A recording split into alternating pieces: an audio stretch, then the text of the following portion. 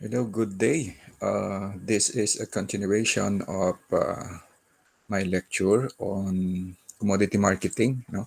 Last time I think I have discussed more on the composite demand. So I will be going back again dun sa kanyang definition so that you will have another understanding of how it goes. What is composite demand? It says here, composite demand is where goods have more than one use. Sample natin here is milk. So marami siyang gamit, cheese, yogurt, cream, pwedeng butter, and other products including fertilizer.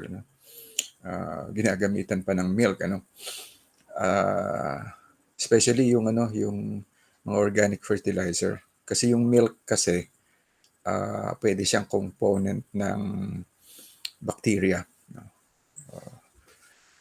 So an increase in the demand for one product leads to a fall in supply of another. Kung sakaling yung same milk masyadong malaki ang demand ng cheese, yung gumagawa ng cream or ice cream, mababawasan ang supply sa kanila kasi ang laki ng demand ng cheese. So, yan yung sinasabit na composite. Maraming nangangailangan. Another example is land. Example is farmland can be developed into many different ways.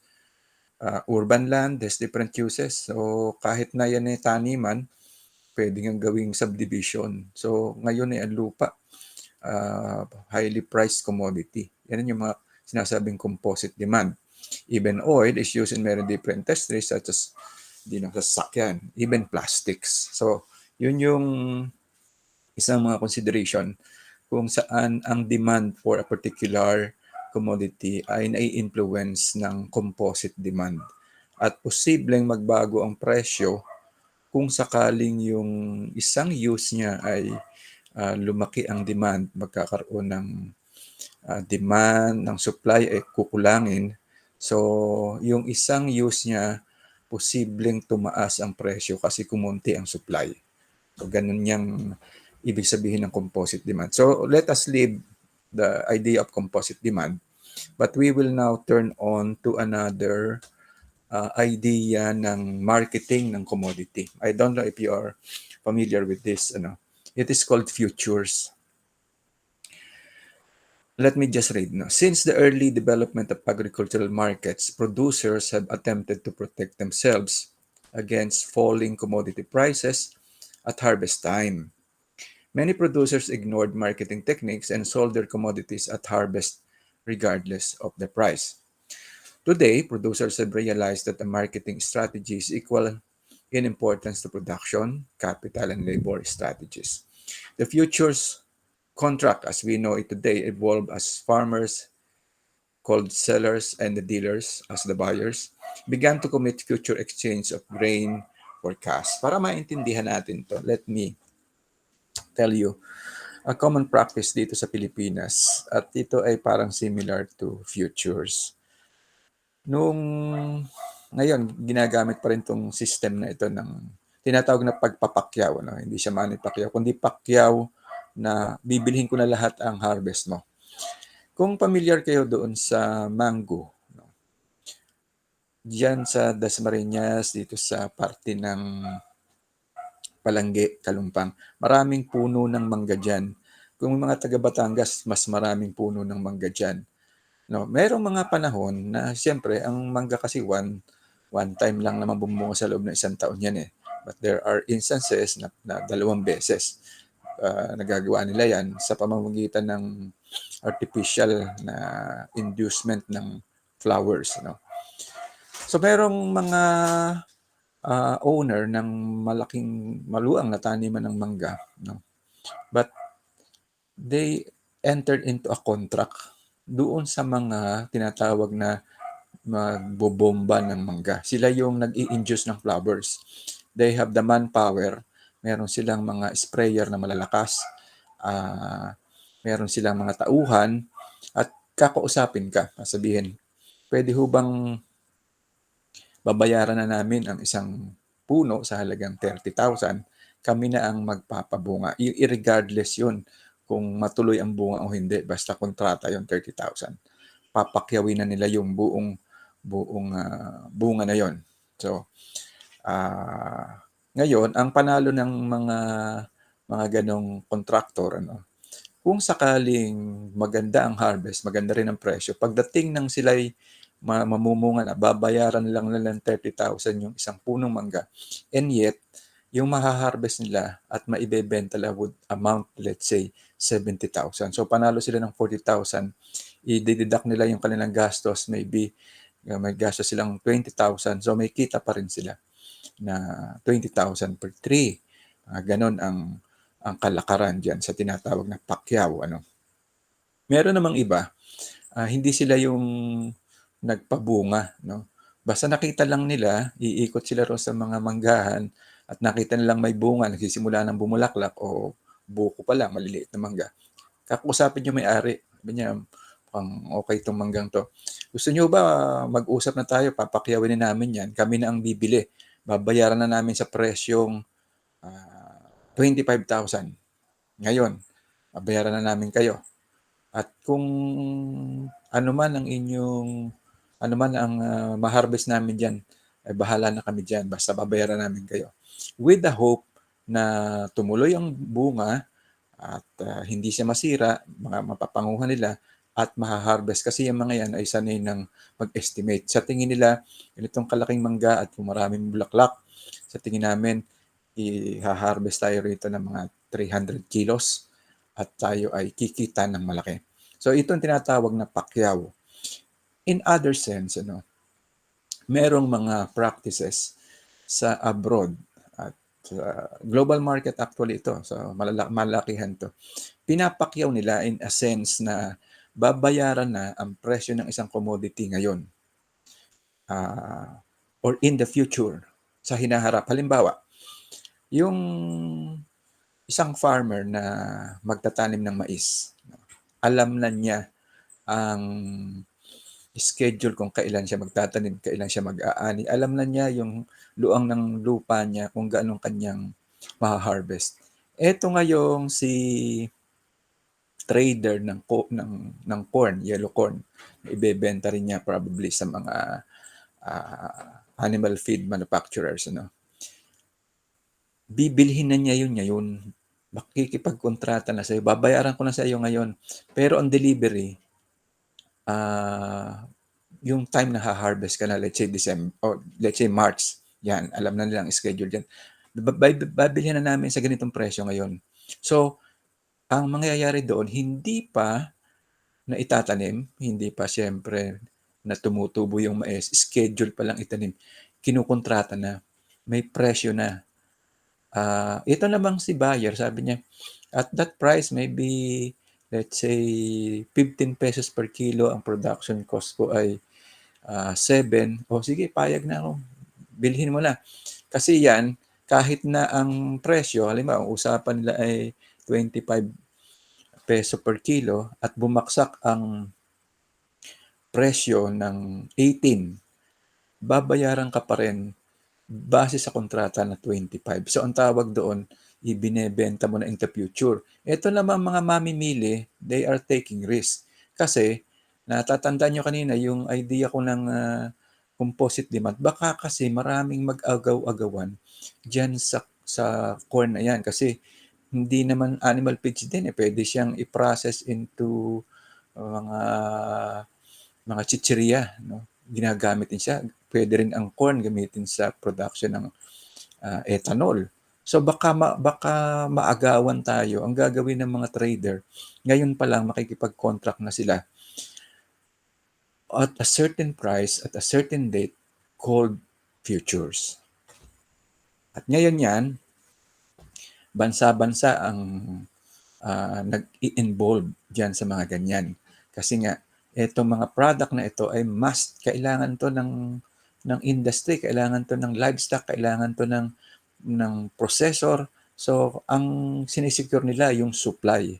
Importante yung supply na magkaroon sila in the future. Hindi today, but in the future kasi nakabase sa supply nila, supply chain, yung mangyayaring production ng mga product nila. So, importante ang supply. So, again, what is traded? Ano ba ang pinagpapalitan dito sa futures? A cash commodity must meet three basic conditions to be successfully traded in the futures. No? It has to be standardized.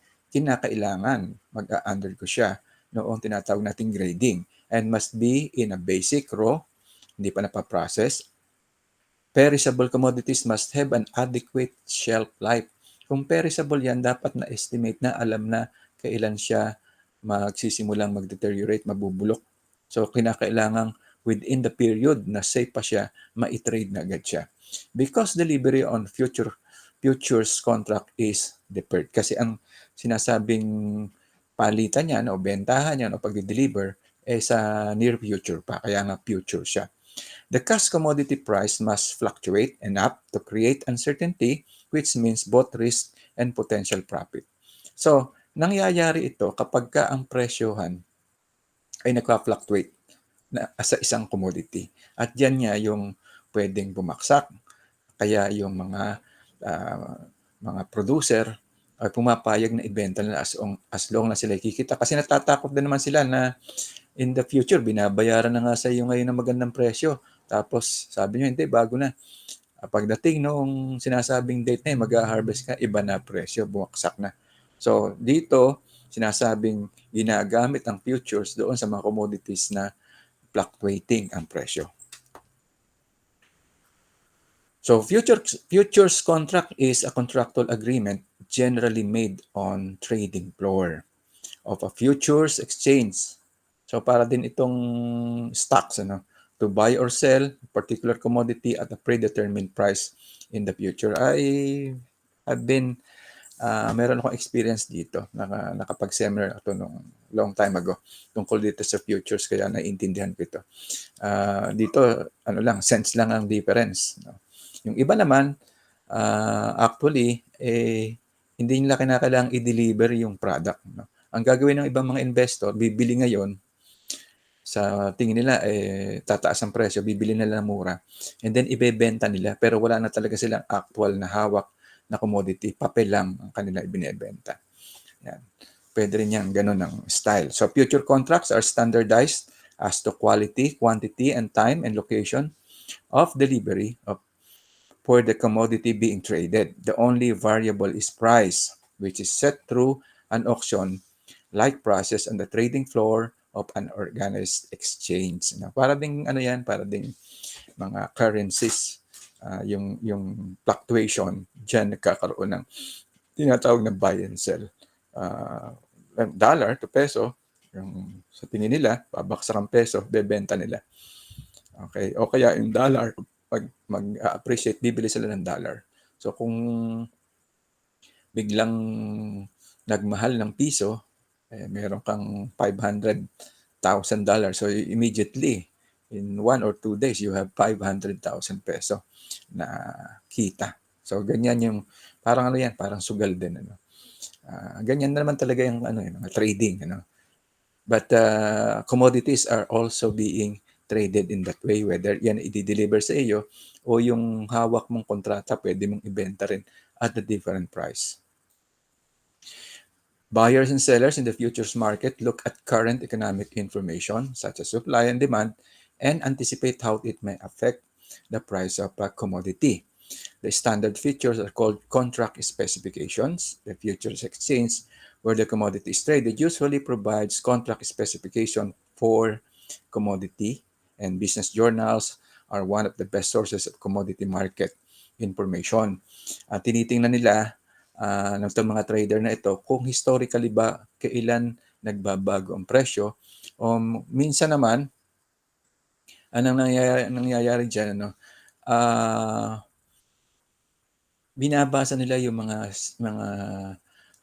atmospherical situation, like may dadating bang bagyo, magkakaroon ba ng tinatawag na drought, tagtuyot, o kaya sobrang dami ng ulan, which is bad for the commodity.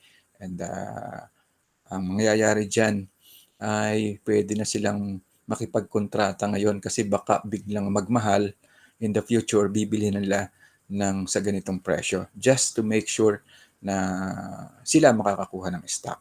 So, ito yung sample, anticipating higher corn price. You buy one in December corn futures contract at 250 cents per bushel.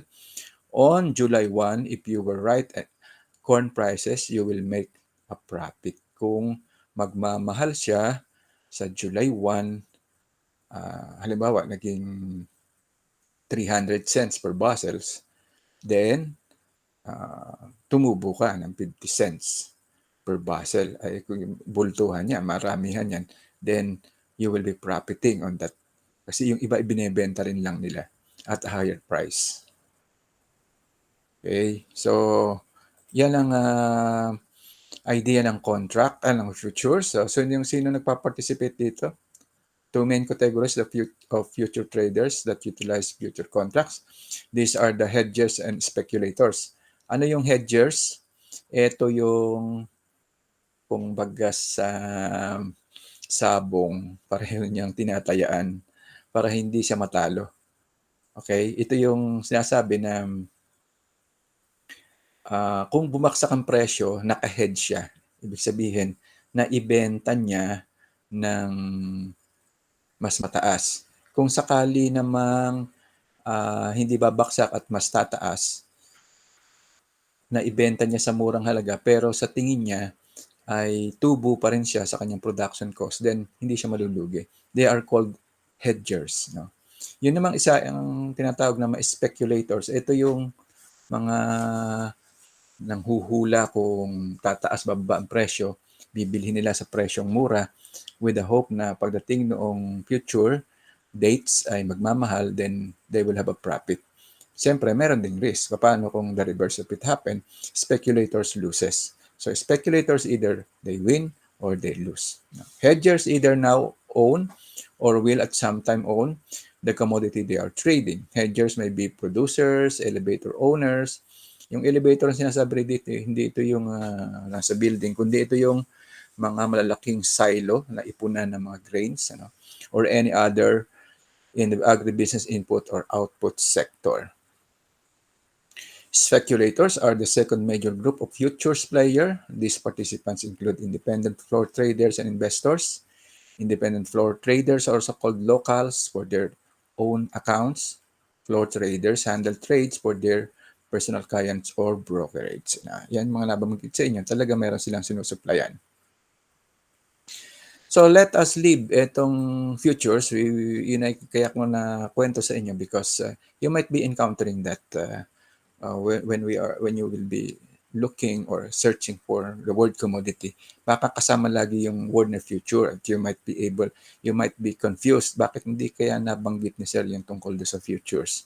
And sometimes you will be wondering, what is that? So yun kaya ko na-explain sa inyo. But this time I will be focusing now on the market linkages.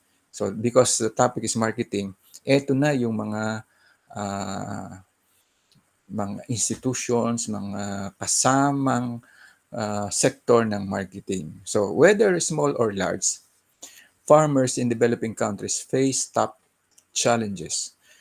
Producers of traditional commodity crops have experienced a consistent decrease in prices as world demand has fallen behind supply capabilities. Meanwhile, prices for inputs continue to climb. For many commodities, most of the value added is captured by agribusinesses in importing developed countries. Let us talk about value adding. Okay. You see here, tin can and a cabbage. Okay. So imagine this. From a development point of view, the goal is open to push value-added activities back toward the farm gate so that small local players can participate more effectively and profitably. Pag sinasabi nating value-added, dinadagdagan na natin ng extra feature ang iyong product so that ang price niya magbabago. Ano ba yung mga value-adding? Like, eto kung Itong traditionally ito ibebenta siya as fresh, no? Nakakain, no? Kaya lang in a matter of 2 to 3 days ma-deteriorate na siya. But some many of the traders live that way, ano. So pabilisan ng transportation 'yan. Kinakailangan makarating niya sa market nang siya ay fresh pa. So the moment na lumilipas ang panahon, it starts to deteriorate. So some of the um, producer can think of value adding. Like, what if ito, instead na siya portion of this goes to waste, paano kaya kung ilagay natin sa can with syrup at ma-preserve natin siya? Yun yung isang ibig sabihin ng value adding. No? Yung iba naman, para makarating sa direct consumer as fresh as possible, yung kanilang delivery ay refrigerated ban kung saan malamig doon ang temperature na prevent yung deterioration. So pagdating doon, crispy pa rin siya. So value added na at sabi niya, kaya lang mas mas magandang, mas mataas ang presyo kasi press pa rin po sila. So the moment that you enhance ang iyong product, it's called value adding, and you can actually uh, charge a higher price, and that will become more profitable kasi napoprolong mo tapos yung mga wastage na minimize mo. So how to gain competitive advantage? Okay. Sa marketing kasi, no, dito ay naglalaro na yung competition. Sabihin, hindi lang ikaw nagtitinda. Kung ikaw lang nagtitinda, ang tawag doon, monopoly, wala kang problema. Kaya lamang itong mga commodities na pinag-uusapan natin, hindi lang kayo nagpo-produce. There are a lot of it in the world. So ang labanan, di ba, nabanggit ko doon, ang labanan sa commodity ay presyohan. But hindi lang yon. You need to gain competitive advantage so that yung mga competitors ay mas papansinin ka ng mga customers, ng mga buyers more than doon sa iyong competitors because of the competitive advantage, you know. At let me discuss to you what is competitive advantage. Linkages have been widely acknowledged as a means by which small farmers and processors gain competitive advantage in the market.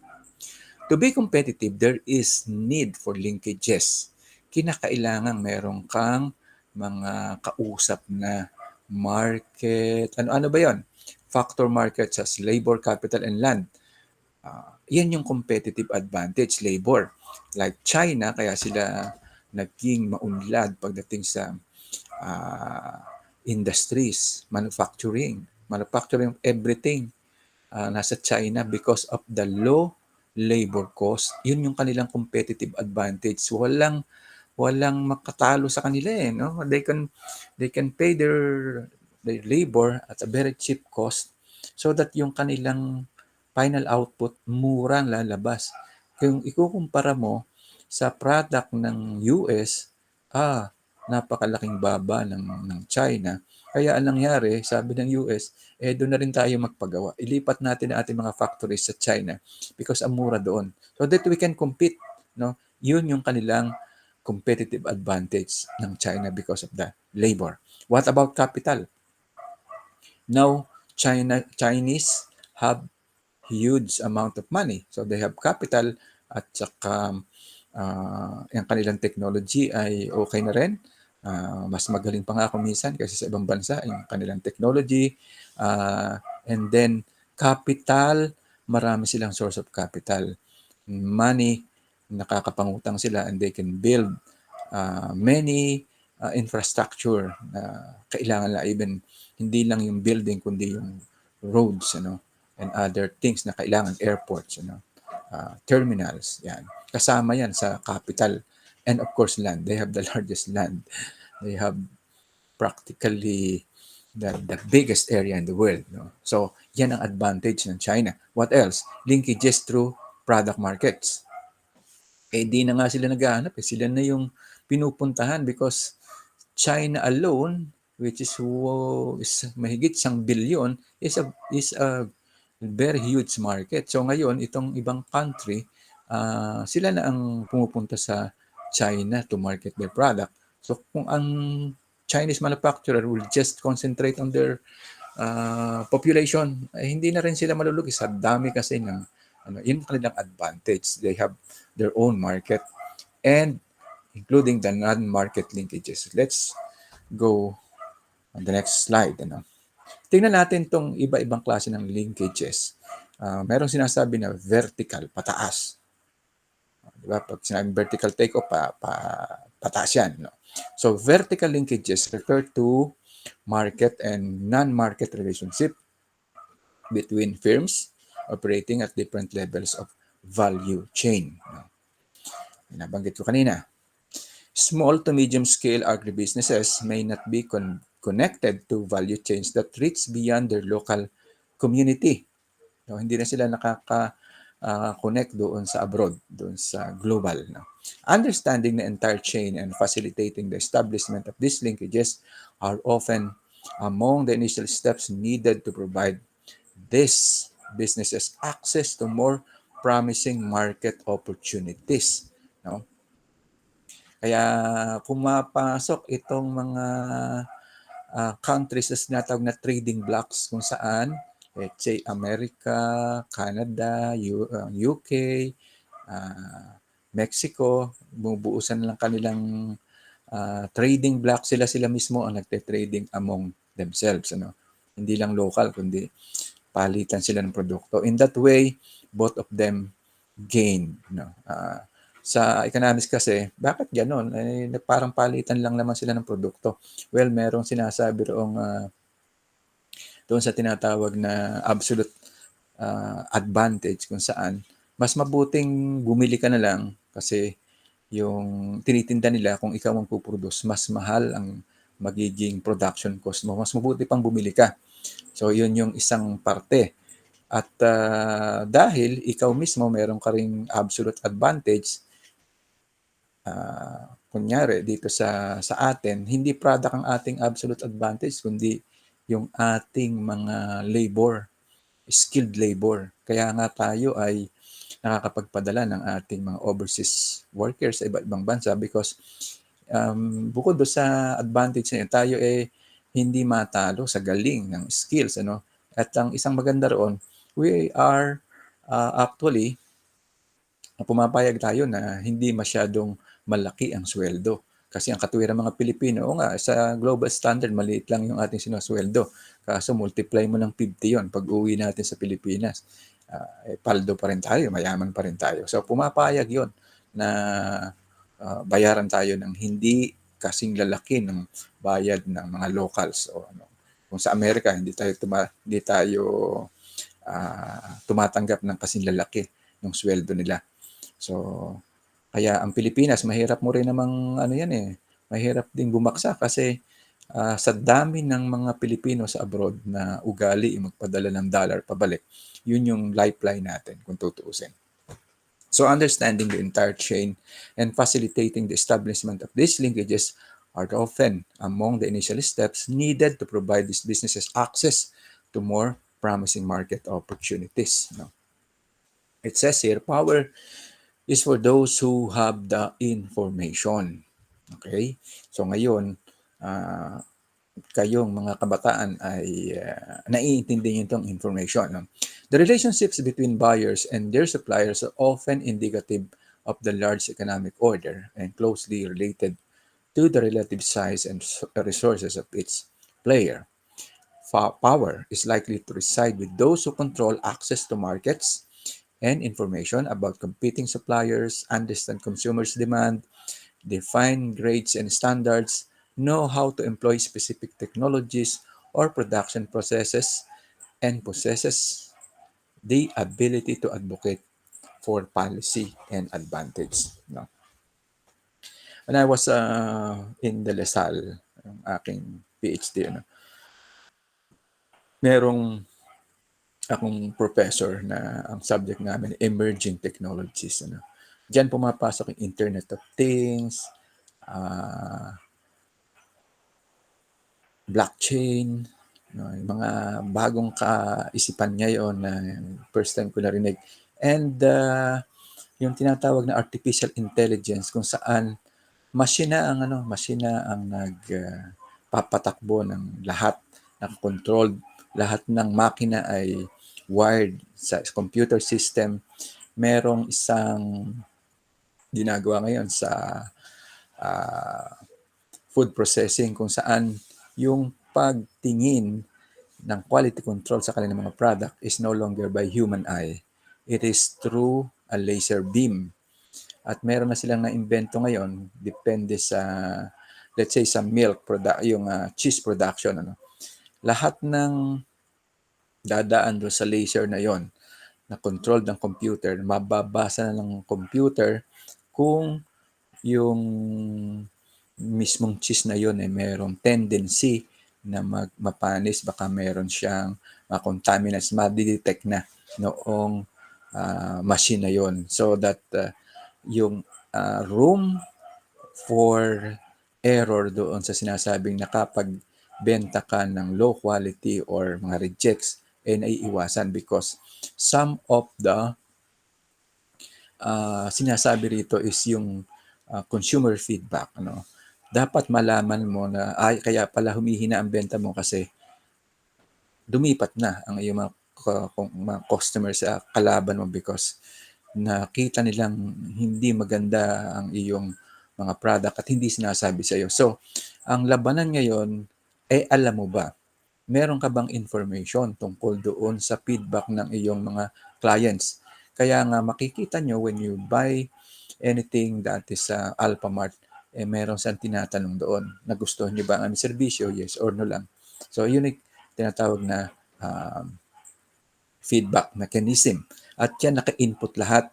Malalaman kung ang iyong mga empleyado ay natutuwa ang mga customers. So, yan, sa empleyado pa lang yon. So, what about the product? What about yung look ng iyong tindahan? Paano mo mag-gauge yun? So, they are now employing everything to know, malaman through information at makakaroon ka ng advantage against your competing suppliers, understand consumer demand, anong kailangan nila, and then defining grades and standards. This is everything na ngayon ay ginagawa na ng mga industry, kaya pinangalanan na ngayon yung uh, uh, food industry 4.0, yung agriculture 4.0 na rin. Paano sinasabi itong 4.0? Kapag ka naabot na yung estado o nagsisimula na ginagamitan na ng mga artificial intelligence, less of human, no? More of the technology of the internet, no? Robotics na yan, ibig sabihin dyan. Ina-apply na yan ngayon. But the only thing that hinders yet para hindi kaagad-agad itong 4.0 ay magawa sa lahat ng industry because of the cost, because of the training needed, and also yung mga lumang machines ay hindi siya compatible para kabitan mo ng mga sensor. So you need to buy another machines that is aligned dito sa ganitong sistema. So, kailangan dyan ng malaki-laking halaga, and di lang yon, technology of course, and the training ng iyong staff. So, sinisilip na lang ngayon na ang agriculture, kaya nga yung mga drones na yan na gumagamit ng mga sensors, isa na yan sa mga tanda ng agriculture 4.0, even the manufacturing 4.0, kapag ka nagsimula na or marami nang gumagamit itong mga new technologies na ito. So there is a strong and dynamic vertical linkages are critical to the long-term competitiveness of value chains as well as for the inclusion of small to medium scale producers in this network. So ito, tingnan natin kung ano itong vertical ito. One example here is contract farming. Medyo familiar na kayo rito sa contract farming. Ang contract farming is a contractual arrangement between producers and buyers of a farm product. In essence, contract farming commits the farmer to produce a certain commodity at a certain time for an agreed price, and in return, the contractor undertakes to buy the commodity and may provide agricultural extension and other services to producers in order to satisfy production requirements in terms of quality and quantity. Alam niyo ba, ang Jollibee, ay meron silang isang commodity lang, sibuyas lang, yellow o yung red, itong white onion, no, na ginagamit sa burger. Nakipagkontrata na sila sa mga farmers sa Central Luzon, somewhere in Nueva Ecija, na sila na ang magsusupply, and in return, nagpapadala ang mga companies na ito ng mga technicians, tinutulungan para ma-monitor kung makakapasaba. So ito ang maganda ngayon sa nangyayari ang contract farming. The contract can either be oral or written, no? Pag oral, ano lang yan, mga hindi masyadong formal, but kapag may kontrata na, pinanotaryo na, may abogado na, yan, written na yan. And will specify one or more conditions of production and marketing of an agricultural product. Contract farming includes scheme for crops, livestock, di ba? Nakakabalita kayo yung mag-aalaga ng manok sa Magnolia. Tapos, ang Magnolia na magbibigay ng sisiw, pati patuka. Ikaw lang ang labor at saka ikaw ang kulungan. Pagdating noong day na agreed, dadating na yung truck ng hauler coming from Magnolia. Sila na mag-deliver and you will be paid based on the contract. Depende sa harvest sa weight, no?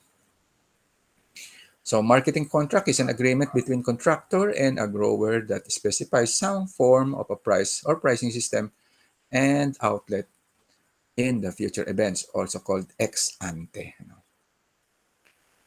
Okay? Yan. So, production contracts may also offer support such as the provision of credit, technical assistance, and or transportation. Contractors may be supermarkets, processor, or hotel, restaurant, and institutional buyers. Madimit ko nakikita dito sa Robinson yung isang supplier ng mga prutas, Dison. Yung Dison na kilala yan sa mga pomelo galing sa Davao. Pero hindi na lang ngayon, pati mga mga leafy vegetables, mga lettuce at sari-sari, Dison na rin ang pangalan ng kanilang lalagyan.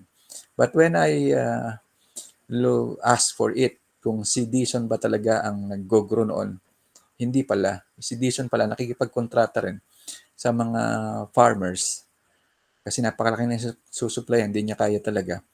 And then, sinusupervise niya with agreed price, then haharvestin. Pagdating na na-harvest na kahit siyang manggaling farm yan, ang packaging Dison. So, Dison will be known as a producer, pero kahit hindi siya. So, ganun din naman sa nangyayari sa non-farm. Nike, sapatos, hindi naman, alam niyo ba ang Nike, hindi siya pagawaan ng sapatos. Nike is a marketing company. Ni isang sapatos walang ginawa ang Nike. Brand lang siya. At ang ginagawa niya, yung mga produce, yung mga magtatahi ng sapatos, yung magawa, yun ang kinokontract niya. And then, depende sa design siya magsasabi, and he will be marketing it. But not a single shoe ay ginawa ng Nike. But ito yung kanyang mga contractors.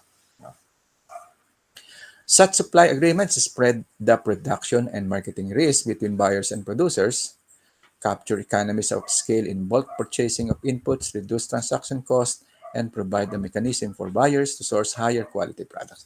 Maganda ang nangyayari kapag mga ganitong contracts because alaman na kung ilang ang volume, ganun karami, so that itong mga engaged in a type of contract can do another contract para sa mga supplier naman niya kasi hindi naman sila ang nagpo-produce like fertilizers, sprays, kung anong mga gagamitin, mga sats, he can also come into a contract with other suppliers. So, ganun din lang ang mangyayari dyan. So, most buyers typically prefer to contract with large producers since transaction costs are lower. Mas makakamura daw pag malalaki na ang producers. Larger farms are more likely to be able to make necessary investments, and small farms usually require more assistance per unit of output. But small farms may have cost advantages in labor-intensive production activities. Last, farms' willingness to learn and attitude may be more important than size. Minsan, maganda rin naman daw yung maliliit kasi ng mga farms. Merong tinatawag na attitude sila na kung anong kailangan ng market ay pwede nilang i-deliver o pwede nilang pag-aralan. Samantala itong mga large farm, kung ayaw mo ng product namin, hanap ka ng iba. Malalaki kami. So itong maliliit dito ka pwedeng mag-request base sa iyong pangangailangan. Marketing contracts in suppliers market where there is a substantial gap between the amount of supply available and the amount of demanded. Buyers will work with small suppliers. In other cases, buyers may have no choice if small farms represent most of the supply base or control most of the land. In addition, contract enforcement may be more problematic with large farms. So, sinasabi rito, okay din naman makipag-contract sa maliliit na farm. Hindi masyadong maaarte siguro. No? So here are some of the benefits ng contract farming to contracted farmers. Market access, increased income, reduction in the risk of price fluctuation, credit and financial intermediation, timely provision of inputs, monitoring and labor incentives, reduction of production risk, introduction of higher value crops, improved collective bargaining, household spillover benefits, and then improve access to extension. Extension worker, nakakahingi ka ng tulong. Anong technology, anong way para ito ay magawa namin. So, yun ang maganda. And then contract farming, disadvantage to small producer is not always beneficial to small producer. Hindi lagi. Small producers may be excluded. Small producers may become trapped in unfavorable agreements and be unable to break the contract. Yun lang. Isang kahit lugi ka na, hindi ka maka-atras kasi baka ma-demanda ka. Nangako kasi magdi-deliver ng ganitong karami. Nagka-problema ang tanim mo, nagkasakit, di ka maka-deliver. Then, you could be sued for breaking the contract. And I think medyo matatapos na tayo. Contract farming depends on either legal or informal agreement between the contracting parties. These, in turn, have to be backed by an appropriate laws and efficient legal system. Government needs to be aware of the implication of all laws and policies decisions on agribusiness development, including contract farming. While it may not be considered a precondition, it is desirable that governments play an arbitration or dispute resolution.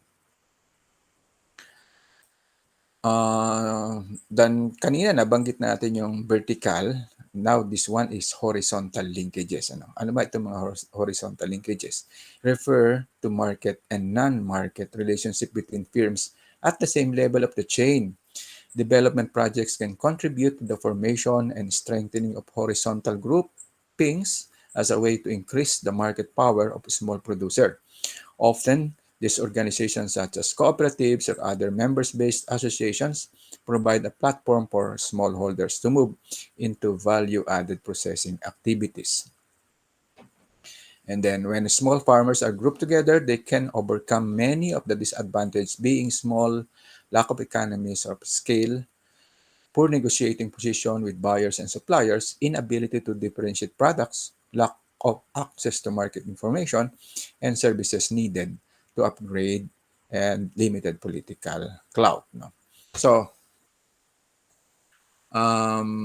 yan ang isang sample ng cooperatives. Ng horizontal linkages. But ating balikan yung vertical. Pag sinabi ng vertical, you think of a straight line going up or going down. So, kung ikaw yung company, pag tumingin ka sa ilalim mo, sino yung nasa ilalim mo? These are, kunyari ikaw yung Jollibee. Sino yung nasa ilalim mo? Ang kailangan mo kasi supply ng meat, supply ng vegetable. So, ito yung mga nasa farm supplier. Kaya siya ay vertical. Nasa ilalim mo sila. Yung minsan naman, vertical din, nasa taas mo naman siya, ah,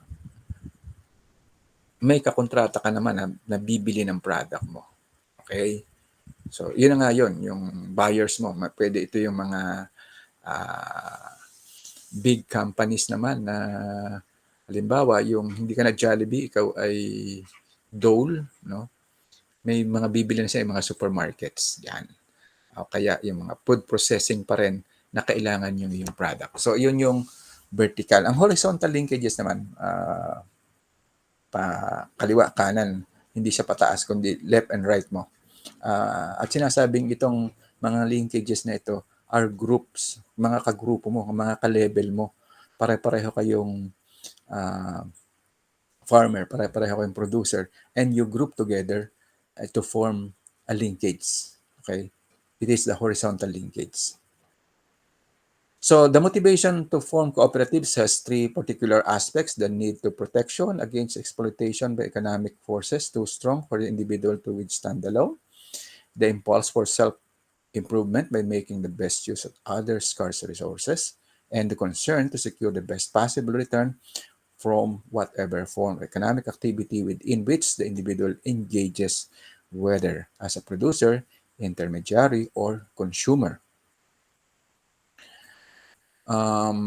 So marami rito, even here in Cavite, I know a lot of farmers who form themselves into agri-cooperative, like one in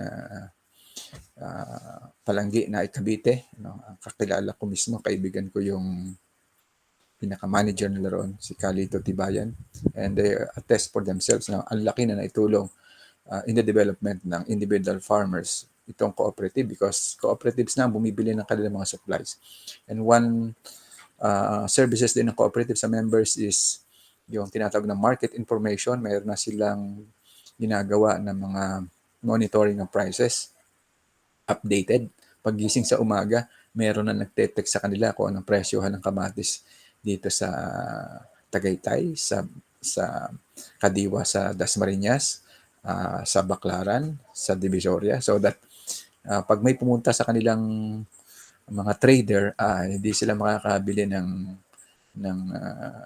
sa presyong hindi gusto ng ano, sapagkat sasabihin sa iyo, meron kaming information, di ba kami pwedeng bilan yan. Ganito ang bilihan diyan sa